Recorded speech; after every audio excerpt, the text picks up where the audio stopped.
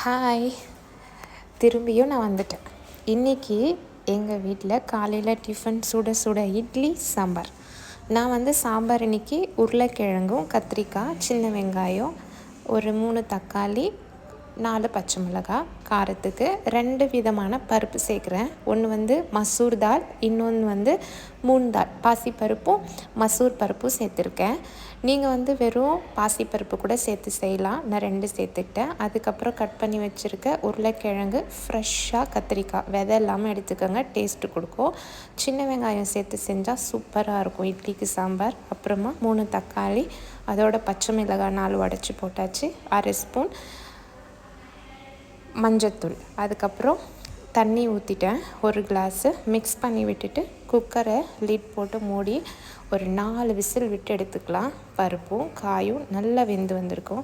அதுக்கு நடுவில் நான் இட்லி ஊற்றி வச்சிடுறேன் குக்கரில். ஜோவின்க்கு குட்டி குட்டி மினி இட்லி, எங்களுக்கு மீடியமான இட்லி. ஸோ ஊற்றி குக்கரில் வச்சாச்சு. அதுவும் வெந்துகிட்டே இருக்குது, பருப்பும் வெந்துகிட்டே இருக்குது. ஆல்மோஸ்ட் 4 விசில் விட்டு எடுத்தோடனே இந்த மாதிரி வரும். அதை நம்ம நல்லா மசிச்சுக்கலாம், இல்லைன்னா மத்தால கூட கடைஞ்சிக்கலாம். இங்கே பாருங்கள், மசித்ததுக்கப்புறம் இந்த மாதிரி இருக்கா. இப்போது நம்ம தாளிப்பு. நான் 3 ஸ்பூன் எண்ணெய் சேர்த்துட்டேன். அதில் கொஞ்சம் கடுகு, 1/2 ஸ்பூன் ஜீரகம், அதுக்கப்புறம் ஒரு 3 காஞ்ச மிளகாய், கருவேப்பிலை போட்டு நல்லா அது மீடியமான சிம்மில் ஜஸ்ட் ஒரு ஃப்ளேவருக்காக அப்படியே லைட்டாக வறுத்துட்டு, அதுக்கப்புறம் நம்ம கடைஞ்சி வச்சுருக்க பருப்பு காயெல்லாம் இதோட சேர்த்துக்க போகிறோம்.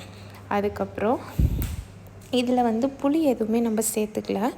இது ரொம்ப நல்லாயிருக்கும் இட்லிக்கு சுட சுட சூப்பராக இருக்கும். யாரெல்லாம் நீங்கள் ட்ரை பண்ணலையோ இந்த சாம்பார் இட்லிக்கு ட்ரை பண்ணி பாருங்கள்.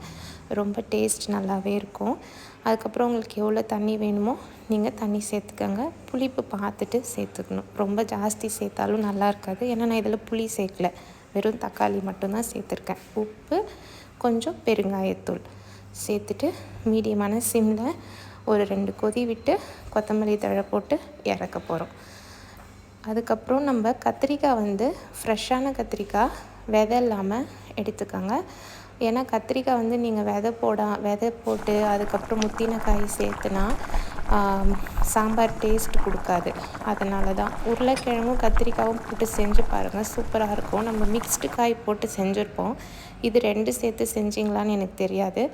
செஞ்சுருந்தீங்கன்னா ஓகே, செய்யலைன்னா ட்ரை பண்ணி பாருங்கள். நதீன் ஜான் சேனல் சப்ஸ்கிரைப் பண்ணுங்கள். சுட சுட இட்லி சாம்பார் ரெடி. அது மேலே 1 ஸ்பூன் நெய் பரவலாக போட்டாச்சு. இப்போ டிப் பண்ணி சாப்பிட போகிறோம். அவ்வளோதான். என்னோடய சேனல் பிடிச்சிருந்தா சப்ஸ்கிரைப் பண்ணி கமெண்ட் பண்ணுங்கள். பாய்.